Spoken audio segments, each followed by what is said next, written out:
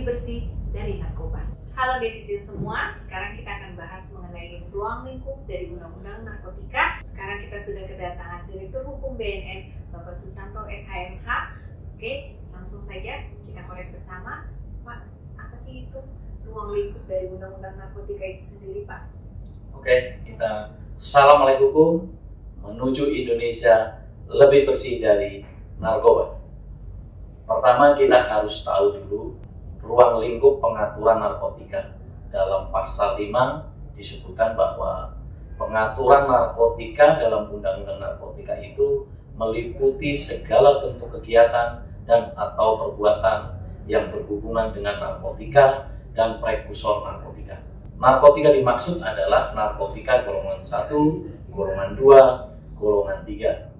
Selanjutnya pasal 7 mengatur bahwa narkotika hanya dapat digunakan untuk kepentingan pelayanan kesehatan dan atau pengembangan ilmu pengetahuan dan teknologi. Dan secara khusus pasal 8 ayat 1 melarang penggunaan narkotika golongan 1 untuk kepentingan kesehatan atau untuk pengobatan. Oke, kalau gitu kegiatan atau perbuatan apa saja Pak yang diatur dalam Undang-Undang Narkotika? Oke.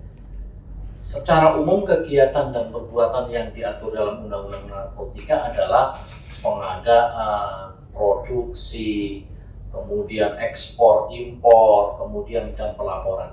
Secara detailnya saya sampaikan secara singkat bahwa pengadaan itu Menteri Kesehatan harus merencanakan kebutuhan narkotika secara tahunan. Narkotika untuk kebutuhan dalam negeri diperoleh dari impor atau produksi dalam negeri dan atau sumber lain dengan berpedoman kepada rencana kebutuhan tahunan narkotika. Kemudian produksi, pasal 11 ayat 1 Menteri memberikan izin khusus untuk memproduksi narkotika kepada industri farmasi tertentu yang telah memiliki izin sekaligus mengendalikannya. Badan Pengawasan Obat dan Makanan melakukan pengawasan terhadap bahan baku, proses produksi, dan hasil akhir dari produksi narkotika. Pasal 12 menyebutkan bahwa Badan Pengawas Obat dan Makanan melakukan pengawasan terhadap bahan baku, proses produksi, dan hasil akhir dari produksi narkotika. Kemudian yang ketiga, narkotika untuk ilmu pengetahuan dan teknologi. Dalam hal ini, lembaga ilmu pengetahuan yang berupa lembaga pendidikan dan pelatihan, serta penelitian dan pengembangan yang diselenggarakan oleh pemerintah ataupun swasta dapat memperoleh, menanam, menyimpan, dan menggunakan narkotika untuk kepentingan ilmu pengetahuan dan teknologi setelah mendapatkan izin menteri tentunya.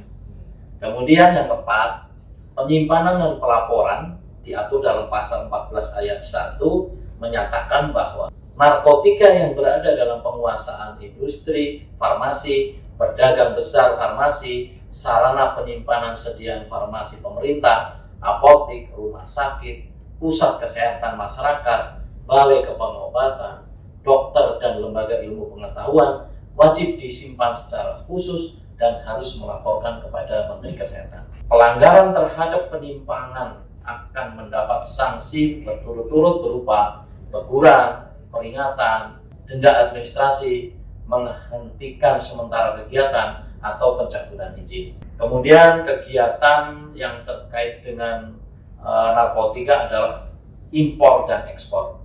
Menteri dapat memberikan izin impor kepada satu perusahaan pedagang besar farmasi milik negara yang telah memiliki izin sebagai importer. Selain itu juga bisa memberikan izin kepada perusahaan lain dengan syarat-syarat yang ditentukan oleh Menteri Kesehatan. Menteri juga dapat memberikan izin kepada satu perusahaan pedagang besar farmasi milik negara yang telah memiliki izin sebagai eksportir sesuai dengan ketentuan peraturan perundang-undangan untuk melaksanakan ekspor narkotika. Dan juga dalam keadaan tertentu, Menteri dapat memberi izin kepada perusahaan lain dari perusahaan milik negara. Kemudian undang-undang ini juga mengatur tentang peredaran narkotika.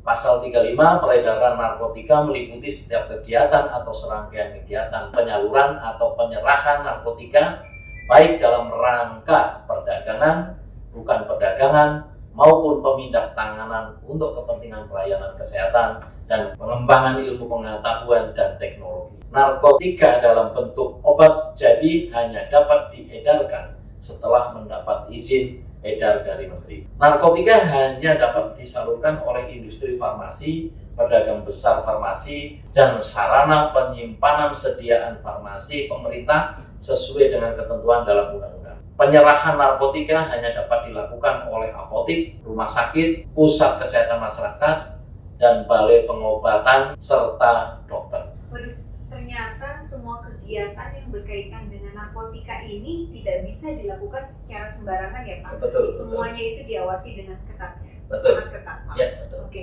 baik netizen, seri berikut kita akan bahas lagi mengenai kelanjutan dari kegiatan dan perbuatan yang terkait dengan narkotika yang lainnya. Oke, salam melek hukum, menuju Indonesia lebih bersih dari narkoba.